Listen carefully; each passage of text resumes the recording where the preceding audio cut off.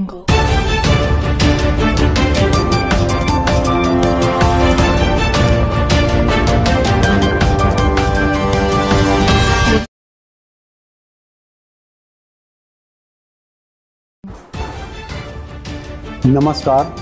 ना मैं किसी का दुश्मन, ना किसी का मैं भैया। मैं हूं शैलेंद्र सिंह भैया। किसी की जो अफीम चलाई हुई है,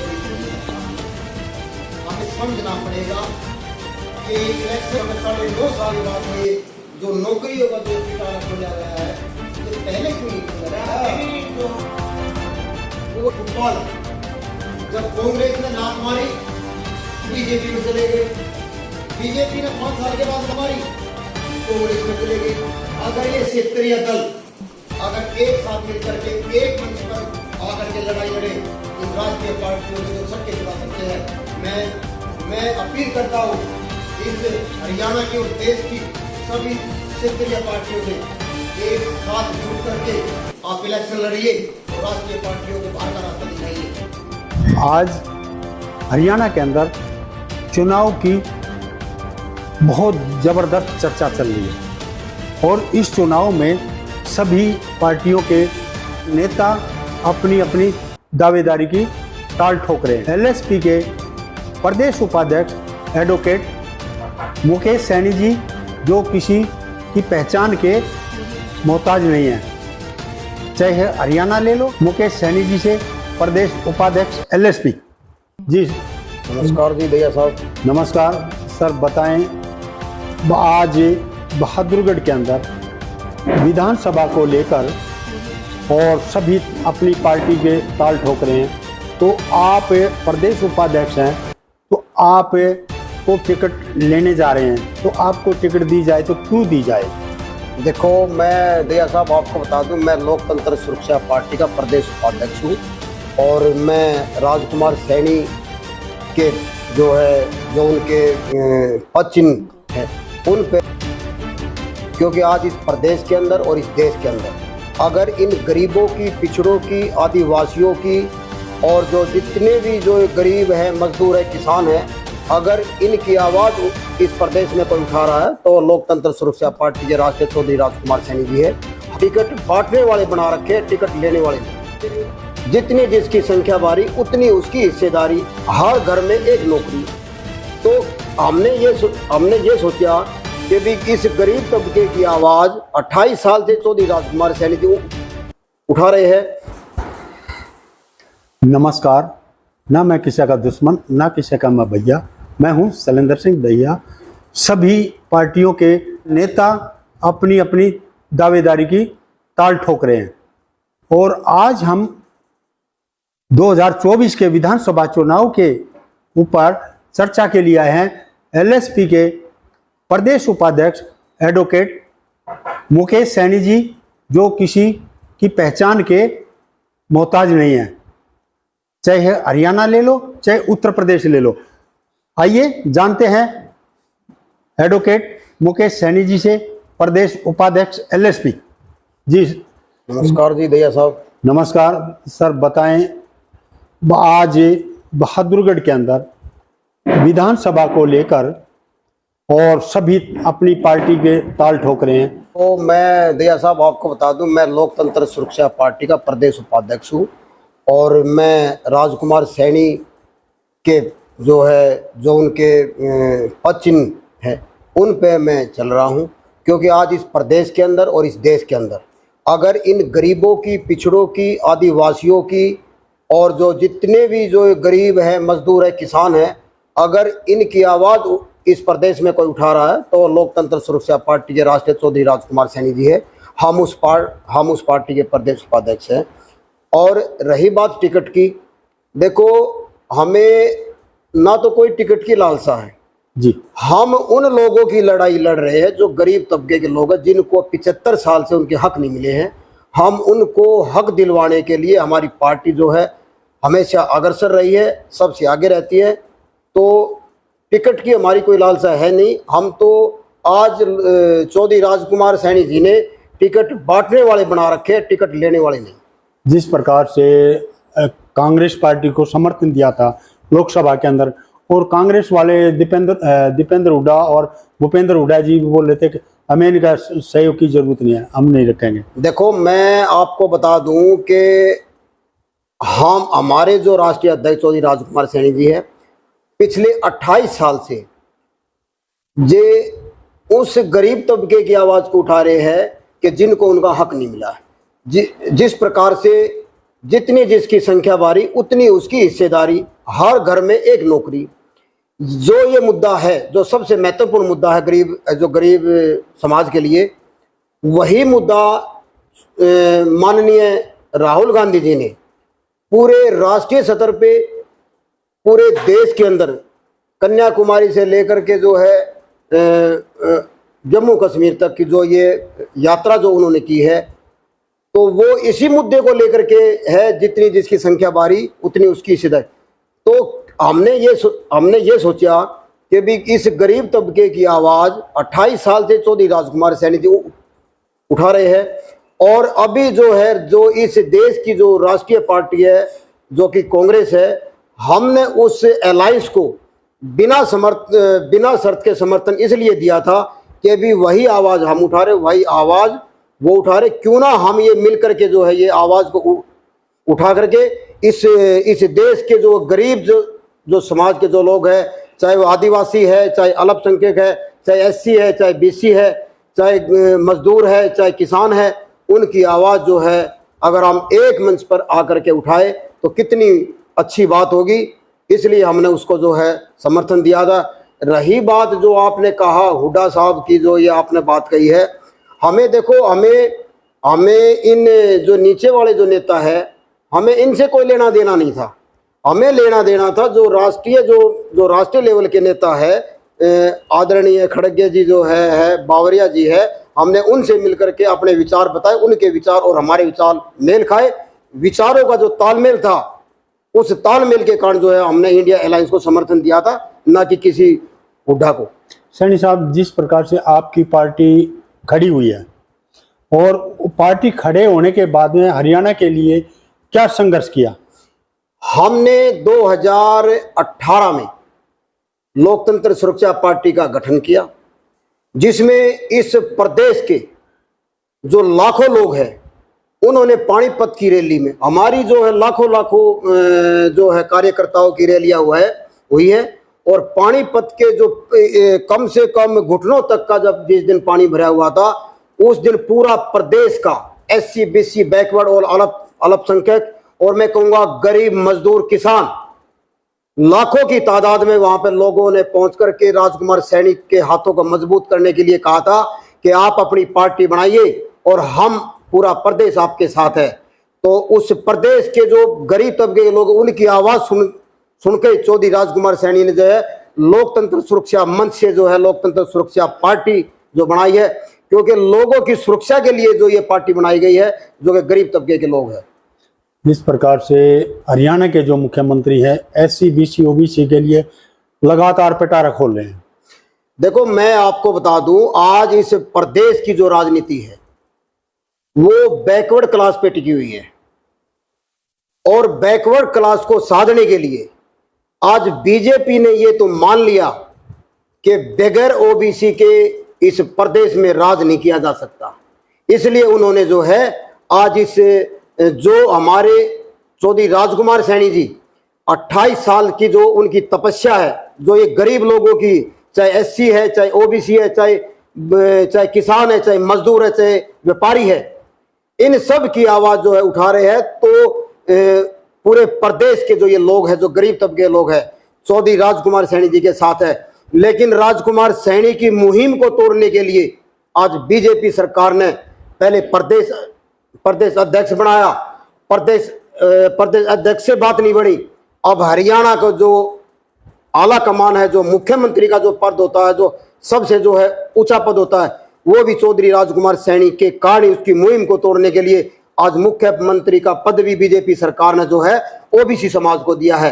यह है ओबीसी की ताकत हमारी। जिस प्रकार से सैनी समाज के साथ एक हादसा हुआ था अभी कुछ दिन पहले, तो उसमें मुख्यमंत्री जी का अहम रोल रहा। देखो, हमें मुख्यमंत्री जी का तो हमें ज्ञान नहीं है, वो भी गए होंगे। लेकिन जिस टाइम जो है जब किसी के साथ जब वो पीछे से यादव, आप पहले ये बताइए आप कौन से हादसे की बात कर रहे हैं? जब लेटेस्ट हुआ था महीना 20 दिन पहले सैनी समाज के साथ मारपीट का था। हाँ, मारपीट का हुआ था। उसमें हमारे पार्टी के जो अध्यक्ष जी है चौधरी राजकुमार सैनी जी वहां गए थे और वहां से जो है एक वीडियो जारी की थी कि भी या तो प्रशासन उसकी एफआईआर दर्ज करे, उन गुंडों को जेल में डाले, नहीं तो हम जो है आंदोलन करेंगे। और उसके कारण जो है फिर एफआईआर दर्ज की गई थी, तब जाकर के उसको जो है न्याय मिला था और उसको सिक्योरिटी मिली हुई है। आपकी पार्टी क्या एजेंडा लेकर के आई है जो आपको लोग वोट देंगे?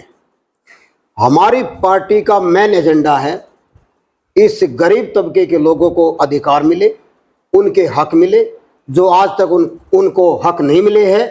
हमारी पार्टी चाहती है कि जो गरीब समाज के जो लोग हैं, चाहे एससी है, चाहे बीसी है, चाहे वो मैंने जैसे कहा, चाहे किसान है, चाहे व्यापारी है, चाहे दुकानदार है, या महिलाएं है, या कोई भी जो है वो है, तो जो है उनके हकों को दिलवाने के लिए हम हमेशा से बिल्कुल आगे खड़े रहते हैं। और हमारे पार्टी के जो अध्यक्ष है चौधरी राजकुमार सैनी जी, वो इस गरीब तबके की आवाज़ को उठाने में हमेशा जो है आगे है।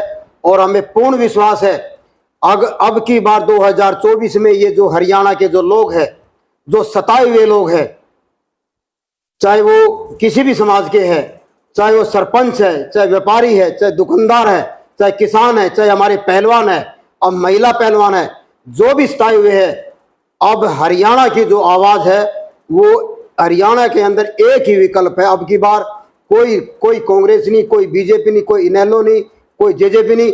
अब की बार लोकतंत्र सुरक्षा पार्टी की जो है आज लहर है और लोगों को एक विकल्प मिल चुका है कि भी आने वाले 2024 के विधानसभा चुनाव में हम लोकतंत्र सुरक्षा पार्टी का साथ देंगे और मुख्यमंत्री हरियाणा का जो है चौधरी राजकुमार सैनी जी होंगे। जिस प्रकार से भाजपा के द्वारा सुप्रीम कोर्ट की आड़ में जो SC ST के अधिकार हैं उनको छीना जा रहा है, क्या आप 21 अगस्त को उस आंदोलन में क्या योगदान देने जा रहे हैं? हमारी पार्टी हमेशा से इस SC BC के साथ रही है और जो 21 अगस्त को जो ये एक महाभारत बंद होने जा रहा है, हम उसका पूर्णतः हम उसका समर्थन करते हैं और हम उस महाबंद में हम पूर्णतः उसका समर्थन देंगे और हम भारत बंद में हम सहयोग करेंगे। जिस प्रकार से हरियाणा का जो विकास दिखाई दे रहा है, तो कितना विकास हुआ है उसके ऊपर कुछ बताएंगे? देखो, आज मैंने पहले ही बताया है, आज राजनीति बदल चुकी है।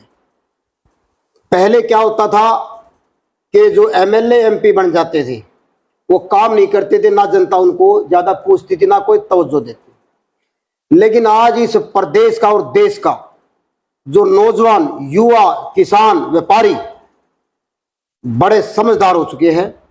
अब की बार इनकी बातों में आने वाले नहीं हैं। और आपने क्या विकास का, हाँ, रही विकास की बात। हरियाणा के अंदर आप ही बता दिए दया साहब, कौन सा विकास हुआ है? विकास हुआ है नेताओं का, विकास हुआ है MLA का, विकास हुआ है उन लोगों का जो नेताओं के जो साथ रहते हैं, विकास हुआ उन लोगों का। लेकिन उस गरीब जनता ने क्या बिगाड़ा है जो अपना वोट दे करके एक ये चाहते हैं कि ये नेता हमारा काम करेगा, लेकिन वही नेता वोट लेने के बाद उनको पूछते तक नहीं है।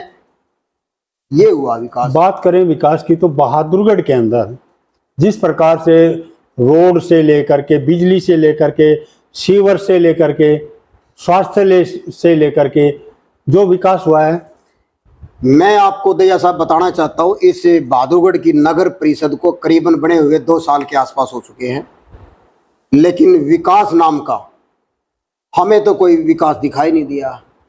वार्डों में कितना गंदा पानी, मैं 25 नंबर वार्ड से आता हूँ, आप देख सकते हैं। मैं आपको एक दिन एक वो दिखाऊंगा आपको।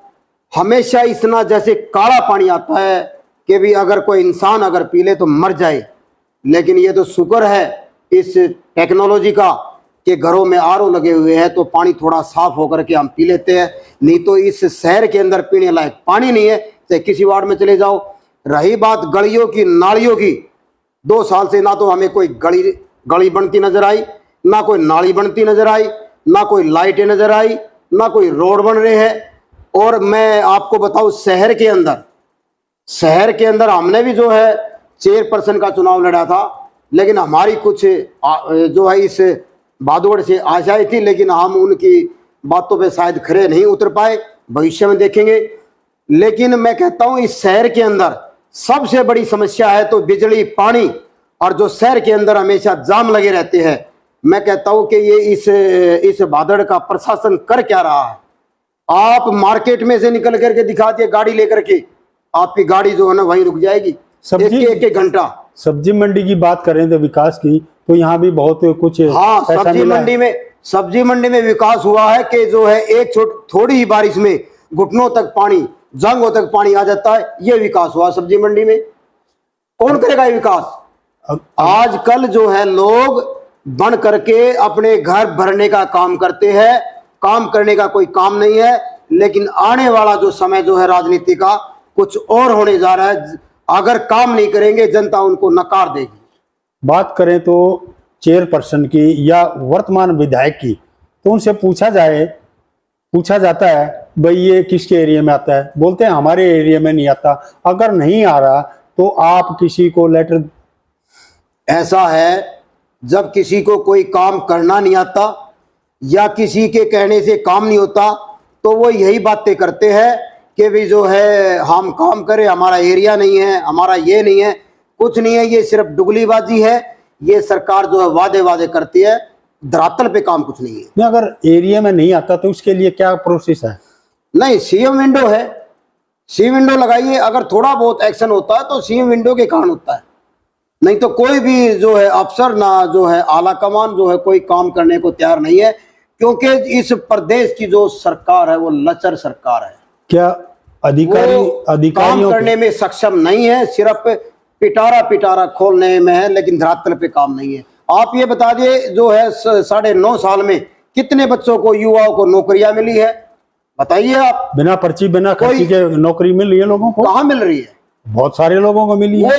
यहाँ बादौड़ में भी कम से कम 70 लोगों को नौकरी मिली है। कौन है? एक आध का नाम तो बता दीजिए आप। ये तो भाजपा का नाम वालों को ऐसा है। अगर ये नौकरियां मिलती है, चपरासी की मिलती है, कलरक की मिलती है, ये कौशल रोजगार की मिलती है, अगर असली मायने में जो नौकरी देखी जाए वो HCS वगैरह की नौकरी है।